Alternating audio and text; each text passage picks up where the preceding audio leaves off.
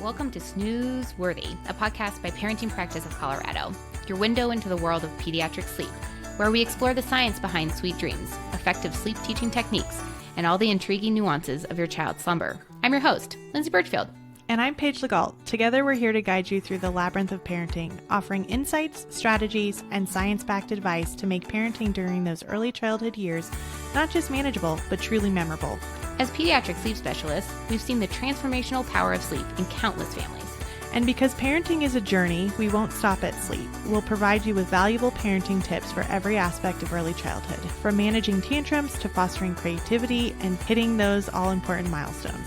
So whether you're a seasoned parent in need of a sleep overhaul or a new parent preparing for the joys and challenges of early childhood, Snooze Worthy is your trusted resource. Join us as we unravel the science of sleep, share practical advice, and make parenting truly snooze-worthy. I'm Paige Legault, your host, and I'm joined by my fantastic co-host, Lindsay Birchfield, today. And today we are talking about the topic of sleep and feeding. This episode is titled, Fed is Best. Oh boy, this is a big one. That's right, Paige. You know, the relationship between feeding and infant sleep is a really hot topic. So many parents are interested about it, and you can get so much feedback on this particular topic if you were to look for it. So we're going to explore today how different feeding methods can actually impact or not impact a baby's ability to sleep through the night in the first year of life. Absolutely. Breastfeeding, formula feeding, and combination feeding all have unique considerations when it comes to sleep. Understanding how each method affects a baby's sleep pattern can help parents make informed decisions and around feeding and sleep.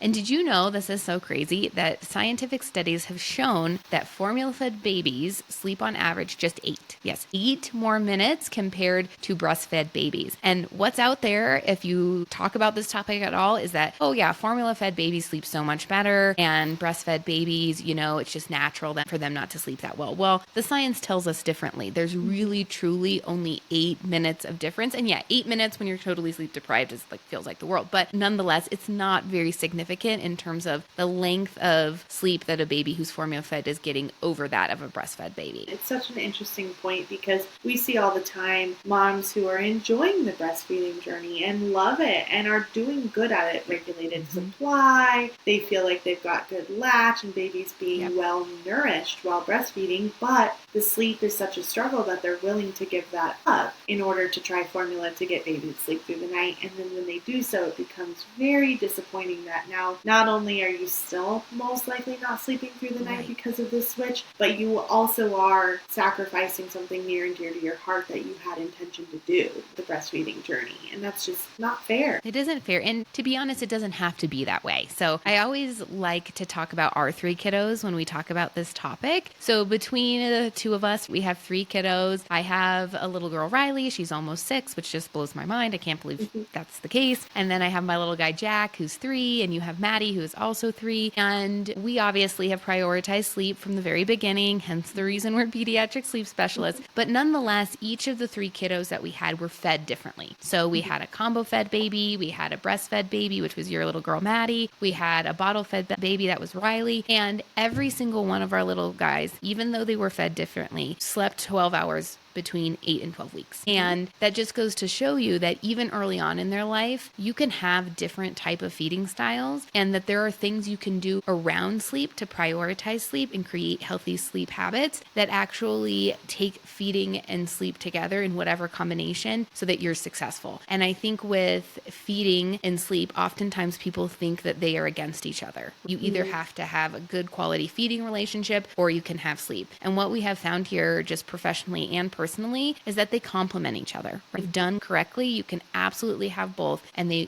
complement each other. Yeah, absolutely. And I know for me personally, having the breastfed baby out of the 3 of them, I heard all the time from people who were either supporting me and cheering me on, or from other experts, or from people who weren't so interested in sleep training, that I was going to lose my breastfeeding journey by sleep training my baby, or my bond was going to be affected, or horrible things were going to happen. And that's simply not true. I had a fantastic feeding journey. I was lucky enough to nurse my daughter exclusively until she was 18 months of age, and she weaned herself in a night. And I was, okay, we're good. Here we go, girl. Bye. And overall, it was a wonderful experience, but I did also have that sleep portion of it it where we were intentional from the day we came home to create healthy sleep habits using our Sleep Farm program, to where it supported my breastfeeding journey and everyone's sleeping habits from the jump. And I didn't have to choose. And I would anything if I could go back anyways. It was beautiful. And I know for you as well, having the combo fed baby and the exclusively bottle fed baby, those feeding structures that you had set up worked best for your family, right? That is best. And the sleep also was right there. So truly, you guys, it doesn't come down to bottle versus breast. It comes down to healthy sleep habits. Yep, exactly. And I think that's a perfect segue into talking about, well, then how do you make them complementary?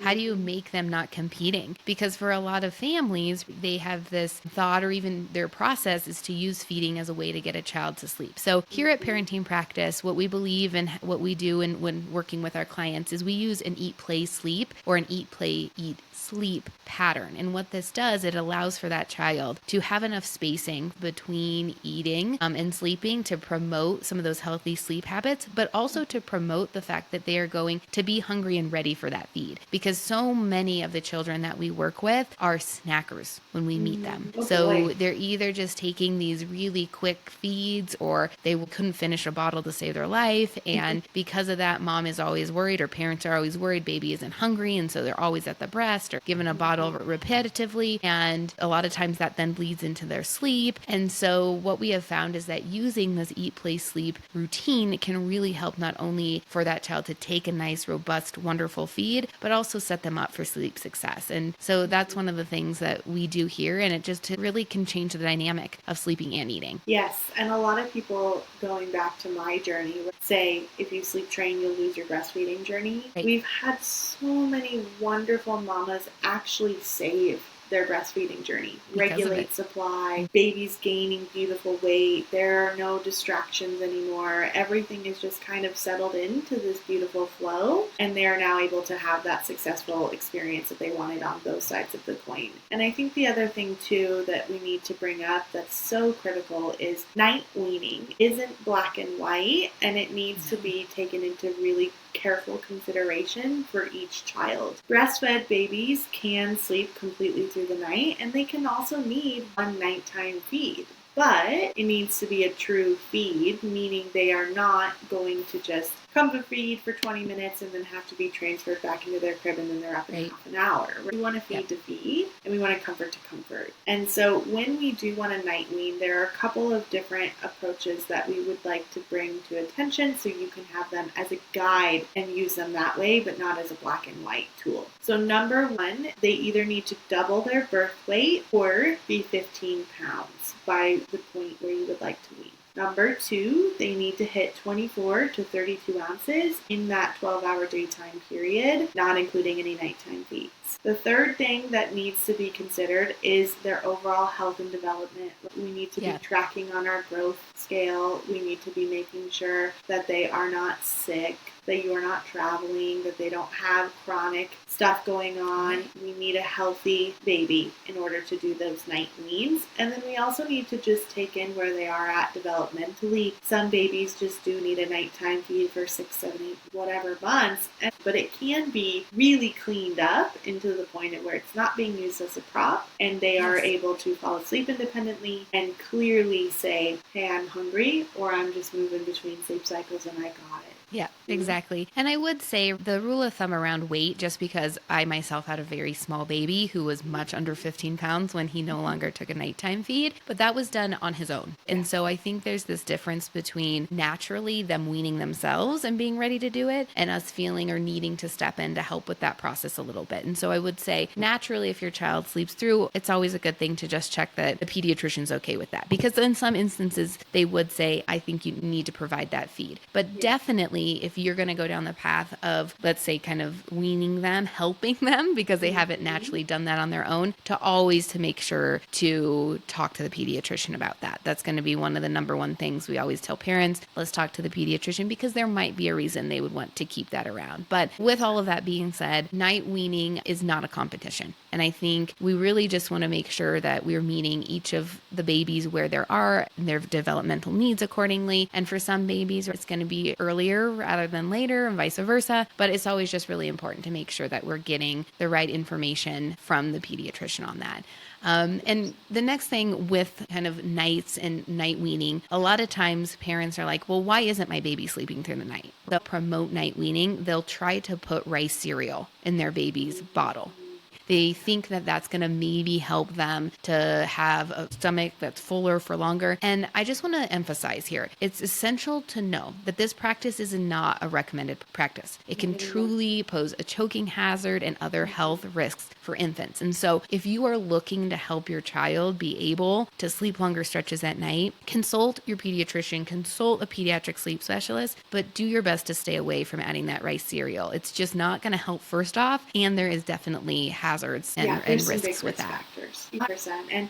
And it was a practice that was used for a very long time by pediatricians. So if you are doing this practice and you're just hearing this for the first time, you can do a little bit of research around it. There's a ton of new information of why this is not optimal for health development and all that good stuff. And simply, it's just not true. They are not going to sleep better. The other thing I want to touch on lightly is a dream feed. But honestly, I wish the dream feed worked as it does in theory in practice. Yep. Because it would be brilliant if that's how our sleep actually worked. Yeah. So a dream feed is meant to be a feed that is in between bedtime and midnight, and ultimately before the parent has gone to sleep. And the thought process is that the child would stay asleep for the feed, and then the parents could get themselves 2 to 3 more hours because they filled up that belly before they went to bed of consolidated sleep. Well, most babies don't stay asleep, and you should not feed a baby a bottle flat on their back or breastfeed them flat on their back like that. No. You need to hold them properly so they don't end up with ear infections and all kinds of stuff like that, right? And the other thing too is it's a choking hazard.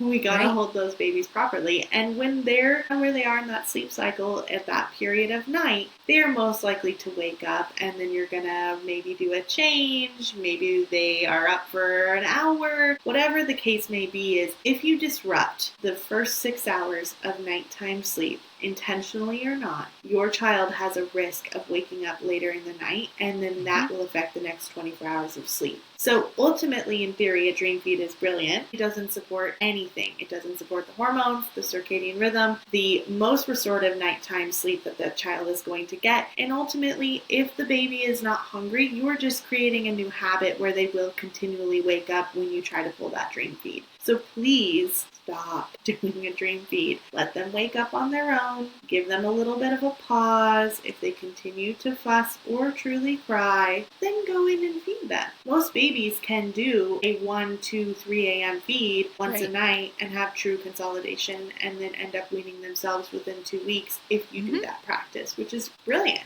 Yep. Absolutely. So good. Such good information. So thank you so much for joining us for another episode of Snooze Worthy. We really hope you found this discussion on feeding and infant sleep informative and enlightening. It's definitely one of our favorites. And goodbye for now. And just remember, whether it's breast or bottle, fed is best. We'll see you next time.